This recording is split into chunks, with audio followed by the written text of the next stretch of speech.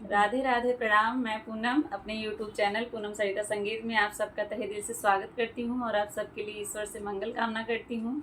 आज हम लोग बहुत ही सुंदर समधी समधिन का गाली गीत लेके आए हैं। आप लोग सुनिए, कैसा लगा कमेंट बॉक्स में ज़रूर बताइएगा और खूब सारा प्यार आशीर्वाद बनाए रखिएगा। आप लोग देखिए मंडप में कैसे समधी और समधिन में नोकझोंक हो रहा है। आप लोग समधी जी का क्या फरमाइश है इस गाना में प्रस्तुत है, आप लोग सुनिएगा। समधी जी अपने समधी से फरमाइश कर रहे हैं कि हमें ऐसा चाहिए, कुछ चाहिए नहीं दहेज में। क्या चाहिए ये चीज है गाने में, आप लोग सुनिए गाने के माध्यम से।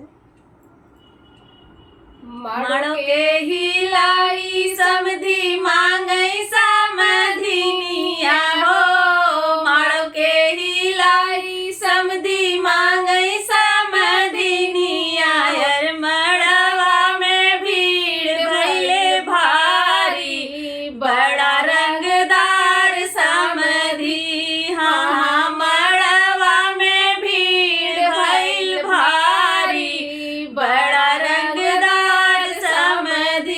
माड़ो के हिलाई समधी मांगई समधिनिया हो, माड़ो के हिलाई समधी मांगई समधिनिया। यार मड़वा में भीड़ भइल भारी, बड़ा रंगदार समधी। हाँ, मड़वा में भीड़ भइल भारी, बड़ा रंगदार समधी।